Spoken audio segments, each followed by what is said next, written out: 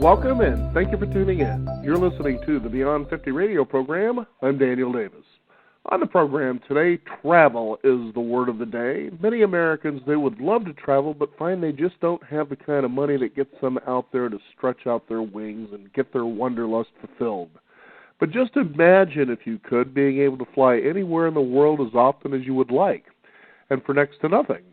From being able to take your family to Europe, flying first class, to sleeping in an overwater bungalow in Maldives. That's all possible. Money is the number one reason, as I said, people don't travel.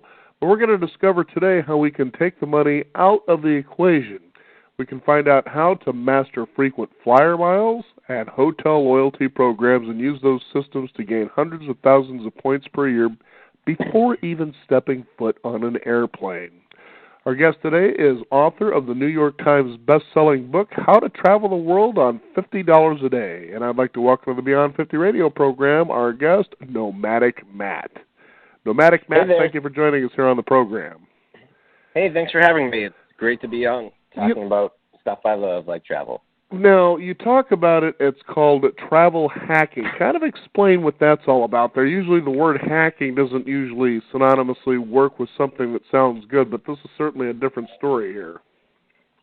Right. Travel hacking is the art of using points and miles to get free or near free travel. So using frequent flyer programs, hotel loyalty programs, credit card, points programs, in leveraging your spending in a smart and efficient way to maximize the points you can get for the least amount of money in order to get free flights, hotels, etc. Now, we were talking about, as I was describing what we're going to be talking about here today, it's, about loyalty programs, things like that. Now, a lot of people, they do a lot of research online, but nobody even comes close to what you're talking about here. Well, the whole travel hacking community is really quite large. There's lots of websites and conferences devoted to this. It's like a game. Like, people like just the system about it. But even for your average everyday consumer, it's quite easy to do with just by just doing a few things here and there. It's really just about spending smart and maximizing your benefits. But yeah, everyone loves to do it.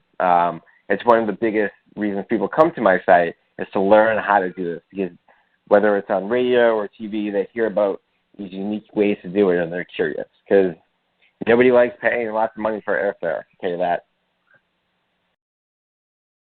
Now, tell us how this all started for you. How did you discover being able to do all this? When I first started traveling in 2005, really, when the whole points and miles thing was new, I had a city premier card that gave you some cash back. And so I thought, well, if I get to a certain level, I need like 60,000 points, I could get $600, which would pay for one of my flights around the world. So, I spent money, just everyday spending. I made my mom part of my card.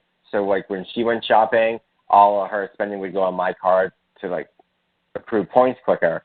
But it wasn't really until, I would say, 2008, 2009, when I started coming back from my travel and was in one place, that I really got on the travel hacking train, because I was like, okay, I really want to travel more. But I just spent all my money traveling the world for a couple of years. So what are some good ways that I could find free accommodation, get cheaper flights? And I remembered back to that city card, and I thought, I want to do more of that. So I started researching, and, as I became sort of a travel writer / expert, I became more involved in this. And now I have about, like you said, millions of points and a bunch of credit cards, and I'm elite status on all the airlines. So it was really necessity was what really inspired it. Now, let's kind of put this into perspective. Let's talk about in a single year where you were able to travel to to take your vacations, and about what it costs you to do that. Well, how much does it cost me to travel? Well, that changes. No, what I was asking is, like, let's say in a single year you went out and you traveled. Okay, so what is the most you were able to gain through what you were talking about here today, and about what you spent? Okay, well, in a single year, I probably get over a month's worth of hotel rooms for free. 1, 2, 6 or 7 business class international flights, and a handful of domestic economies. I use my points and miles for my team too, like my assistant and stuff. So I would say probably about 8 business class flights and maybe 15 economy flights, plus over a month's worth of hotels. And how much? And you're asking how much that cost me to get that, or how much I just spend? Yeah, basically that's what I was looking at. Like, okay, let's say for instance I wanted to go crazy here, and I want to go and I want to stay in Italy, okay, and then from there I want to go ahead and I want to go to, let's say, Hawaii, okay, and then from that point there maybe Thailand, okay. So I do all this in the course of a year. If you were able to do that, what do you feel you would probably spend in a year if you were to stay in each of those places for at least a week? Well, if I were to stay in each of those places for a week, it would probably cost me a couple $100. Okay. For the trip, and then it would probably take me a year or so to generate the points to get the trips, right? So I would fly over for free. I'd stay in hotels for free, and my main cost would just be like food and transportation. Everything else I would use points and miles for, and to get those points and miles, because I think that's really what you want to go at, is basically it's all about finding the first thing you want to do is have a goal. So you want to go to Italy, right? Let's start with Italy. Okay, you got to fly to Italy. You look up flights. You find that the best airline to get you there is United. So the first thing you do is you get United's credit card, and you get the 50,000 sign-up bonuses after you meet the minimum spend. And then you have your wife do the same thing, and now you each have a round-trip flight to Europe. Next thing I would do is I would get a cash back card and start accruing points on let's say a Barclays card, and then use that so that when you go, you get cash back. And let's say now I would sign up for a hotel loyalty program, and all these programs have dining programs, so you eat out, right? So I would go attach my credit card number to one of the dining reward programs and get extra points for dining out. And then I would do all my shopping online, because I could go into the Gap and get $1 point for every dollar I spend. But I can go through United's website and get 5 points for the same thing. And by the end of the year, I'd have the points. The simplified version of that, but that's basically how you go about doing it. Now, when you talk about using credit cards, and I understand you have about 25 of those, how do you determine which ones are the best ones to be able to achieve what we're talking about here, which is gaining those travel points and points for hotels and so forth? Right. So the first thing, it goes back to your goal. So for me, I really don't like staying in hotels. I have them as backup, if I can't get a hostel or my flight's delayed or something requires me to I need instant accommodation. That's what hotels are there for. But I care more about flights. So I focus on getting the credit cards that get me the flights. And one thing I want to say is that we can be listening to this and you're like, wow, this guy, I don't want to get 25 credit cards like this guy. And you don't need that many credit cards, and actually, having a lot of credit cards doesn't hurt you. It's just all about the fees you want to pay. It's just the credit card is the instrument in which you cycle money through to generate the points, right? Whether it's through online shopping or getting gift cards or, buying a gift card, turning it into a money order, putting that in your bank account, and then paying off your credit card. It's just a tool. It's a point generation machine. So when I'm looking for the right credit card, it's really about what credit card gets me to my goal that I want right now. So going back to your case, if it's Italy and the best way to get to Italy is through a United flight, I would get that United credit card. Okay, that certainly makes a lot of sense. Now, I'm kind of curious here as we, delve into this a little bit to get a little more detail now. I was trying to think of what was coming to mind here when we talk about that there are other ways that you can earn miles without relying entirely on card bonuses. What are some of those other ways, for people who are listening to this that they can achieve that? Right. So as you asked me that question, I just see on my computer screen there's a new Hilton promotion. And so one thing I look for, right, because eventually the bonus is gone. So like I said, I like online shopping. I always do all my shopping online because you can go through the airline, hotel, and credit card shopping portals, and by going through them, you'll get bonus points, depending on what it is you're doing. And so,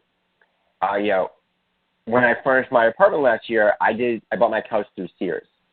And American Airlines has a promotion that if I went through Sears, I could get 7 points for every dollar I spent. We all know a couch is not cheap.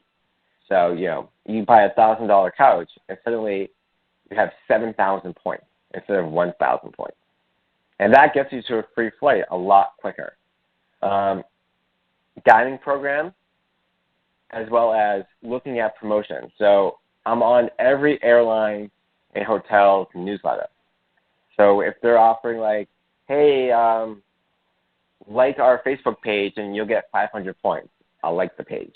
If they say, take this cool survey or challenge and get, an extra 2,000 points, I'll do that too.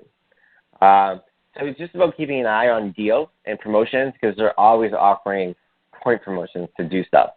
But the best way is to really just make sure you're maximizing your points on your everyday spending. And that's through shopping online and making sure you've joined the restaurant programs because then you'll get multiple points by eating out. And it's interesting you bring up that about restaurant programs, and that is, that you see more of the bigger restaurants offering these things. And, generally there's usually a little upfront cost, like maybe $25, a one-time fee, but then they'll send that to you like in a gift certificate, so you're really not out anything. And I imagine, that's a pretty good incentive considering how many people would say, yeah, I'd love the program if it was free, but, they make you make a little bit of a commitment. But it's really interesting how those work when you pay attention. For instance, there was a place a friend of mine worked, and he said, we got into this loyalty program, and I started selling this to my customers, and at first I wasn't too, jazzed about it until I looked into how it worked. And he says, there'd be sometimes you'd go in, like this weekend is going to be double or triple the points.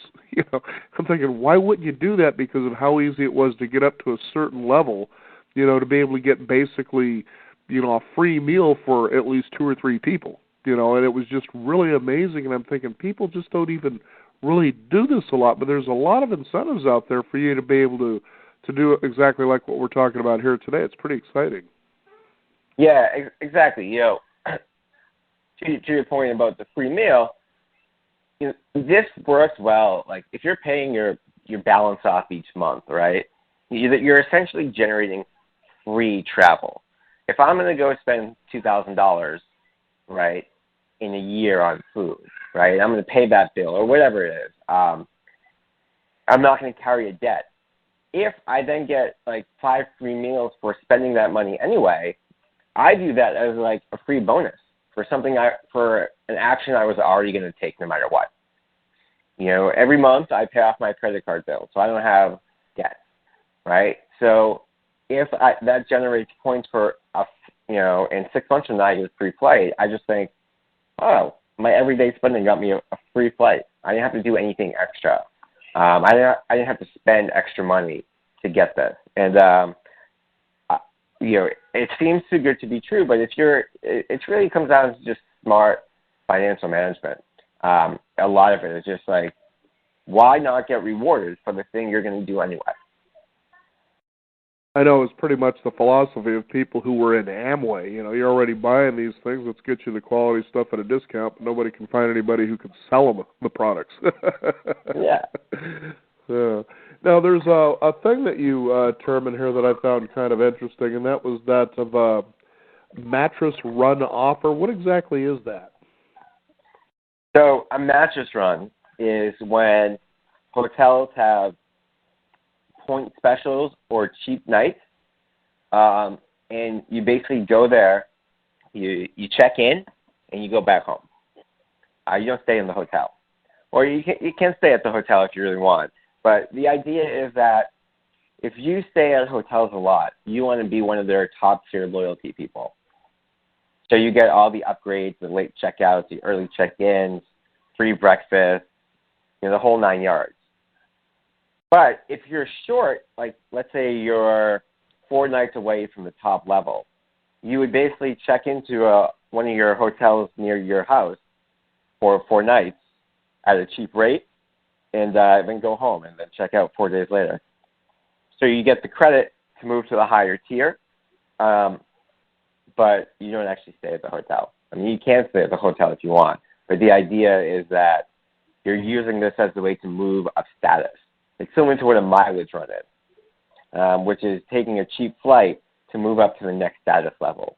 Because if you're a frequent traveler, the differences in service between those elite levels and the point bonuses is going to outweigh the cost of having a $200 flight and flying to LA round trip for a day. Now, you also recommend one of the things that you do is that you earn miles by hopping on a plane and then turning around. Yeah, tell us about that. It sounds like you were just hitting on that a little bit, but kind of describe why that would be effective. Yeah, so that's the mileage run I was just sort of hinting at. Again, it's the same principle. If you are like a few thousand miles away from the next airline status, and if that status is going to make a big difference in your life with international upgrades, increased point bonuses, priority boarding, check-in, lounge access, what you do is you find a cheap flight. Let's say you're 3,000 miles. And so for me here in New York, that would be from going New York to Dallas and back again. So if I find a cheap flight from New York to Dallas for maybe $150, I take that flight, I'd fly down, get off the plane, and fly right back.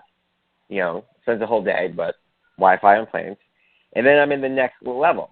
And so now that I'm in that level, yeah, I might have wasted a day, but to do that next year, I'm going to get international upgrades, better lounge access, priority boarding, priority seating, domestic upgrades. If there's a problem, I'm always the first passenger taken care of. That's going to make the quality of my travels much better. So it's worth the $150 to have all those other benefits. Now, there's a movie out there that I enjoyed watching called Up in the Air starring George Clooney. Are you familiar with that? Yeah. Okay. He does essentially what I'm talking about. Okay. So it's interesting for those who haven't seen it. He's a guy that basically he's sent out by a company to go out and basically fire people from their jobs because, as he says, the CEOs are too much of a spineless whatever to do that. But he talks a lot about how when he's at the airport, he's home. And then he's got that frequent flyer goal that he's after there, which is the miles. And you're saying that it's pretty essentially much the same thing. So when it comes to the principles to follow when you go to redeem your miles or points, what do you think is the best way to go about doing that? Does it go back to the goals you were talking about earlier? Yeah, if you look at a lot of these websites and they'll talk about what is the value of a point. And while you can put some monetary value to points, it's usually like 1.5 cents a mile. A lot of it is what's valuable to you. It might be inefficient to redeem all your hotel points for a flight or overpay for something But you got to look at what's valuable for you, and that goes back to the goal. So, you could have 100,000 United points and 600,000 Chase points, right? And how you use those points is based on what you need at the time. If you need a flight, you use the Chase points. The United points. If you need hotel points, you can use your Chase points instead of cash. Even though that's not an efficient use of always the best monetary value use of Chase points, Chase Ultimate Reward points, you have also many, and you don't want to spend the money. So at that moment, those points help you reach your goal. So I think how you use your points is really more about what points are going to get to your goal and, what do you have a lot of. For me, I am always spending my American Airlines points. They're worth those points to me in the sense that I fly American Airlines so much, and most of my spending goes on my American Airlines credit card. I can easily generate those points. Starwood points, I don't like using a lot because I don't generate a lot of Starwood hotel points, so I like to save them. So they have more value to me personally than an American Airlines point. Now, you like to go onto websites, and there are particular ones that you really enjoy using, but then you also spend about 30, no longer than 60 minutes to, take a look at booking and finding cheap flights. And a lot of people spend a lot more time in that. So what are some of your favorite websites to go to, when it comes to, I guess, inexpensive flights? For finding cheap flights, I like Momondo.com, Momondo, Skyscanner.com, Skyscanner, and Google.com/flights. Because Google Flights has this great map, and you can type in your city and go everywhere. It will just show you all the flights from around the world. You can just find where the cheapest is. Well, that certainly seems simple enough there. Now, here's an interesting question. Now, my wife and I were thinking about going. We live up in the Northwest, and we're looking to take a trip to Vegas for a couple of days.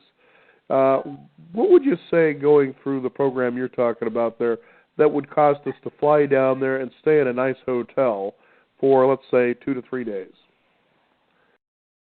Well, the MGM properties partner with Hyatt, so I would get a Chase card, I would get a Chase Sapphire, because they transfer points to Hyatt, and then I would book the hotels through Hyatt because you can book Vegas hotels through their website, and you can use their points for a flight.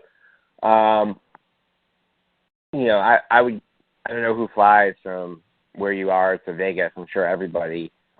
So I would just find out who has the best direct flight and then get their card to get the points. Let's say you're going from Portland to Vegas, it's a short flight, so the amount of points you need isn't that great. Okay, so for the weekend, what would something like that cost us, do you think? Just on those two basic premises. Because, usually the most expensive part of the traveling is how you get there and then where you stay. Well, using points and miles, it won't cost you anything because you use points instead of cash. So, let's take, for example, you get the Chase Sapphire. That card comes with 50,000 sign-up points. Well, it's going to probably cost you 15,000 points to fly round trip from Portland. And then probably, my guess, 20,000, 25,000 points for a couple of nights stay. So you're looking at basically that point, that bonus alone will give you enough for your weekend trip and then a little left over. How about that? So you can go and hit those wonderful buffets they have out there, right? Yep. Now, in your book, you talk about something known as an ITA matrix. What is that exactly? So the ITA matrix is what Google uses. It's basically the software that finds flights. It's really an advanced booking engine. And so what's really good about that is that you can, if you know how to use it, and it's matrix.itasoftware.com, you can really parse out like flights. It's basically the software that runs like booking websites, so you can like try codes like search only morning flights through One World Alliance leaving on only Saturdays, right? It allows you to, there's a whole list of like short codes that you can enter into the system to really mix and match flights to find the best combination flight as well as the cheapest flight. So it's a great tool. Plus, they have a great calendar view, but it takes there's a learning curve to learning it. So like a much simpler version is Google Flights. Google.com/flights, I mean. Oh, very good. Now, where could people find your book? And is it like on Amazon.com or go ahead and give out your website and that sort of a thing for people to be able to discover more. Right. Yeah. So you can find the travel hacking book through my website, nomadicmatt.com. NOMADICMATT. It's only available through my website. The book, How to Travel the World on $50 a Day, which is my print guide that deals with budget travel in general, can be found on my website, Amazon, or any bookstore that sells good travel books. So we'll put it into perspective for our listeners out there, because we certainly love here in America that idea of quick and easy. So as soon as they pick up, they read your book, how soon will they start to reap the benefits of being able to travel? So with the travel hacking book, it usually takes about 3 months before you have enough points to earn at least one flight. Hey, that's a pretty good goal. 3 months isn't that long. Yeah. Well, Nomadic Matt, thank you so much for joining us here on the program today and sharing this with our listeners. And one more time, go ahead and give out your website. Yep, it's nomadicmatt.com, NOMADICMATT. And you can find me on any social media platform as Nomadic Matt. And if you go and you like his social media pages, you'll get 10,000 flyer points and 15,000 hotel stay points, right? Exactly. Thanks again for being on the program. It's been a pleasure. No problem. Thanks for having me. We want to thank you, the listeners out there. We just found you a way to get your wanderlust realized, so get out there and take action. You can also discover more by visiting us at beyond50radio.com. That is the number 50. We encourage you to sign up for our weekly e-newsletter as well, so you can stay updated on information just like we presented here today with Nomadic Matt. You can also follow us on Twitter at Beyond50Radio as well as Facebook. I'm Daniel Davis. Thank you for joining us. This is the Beyond 50 Radio program. And remember, live your day past halfway.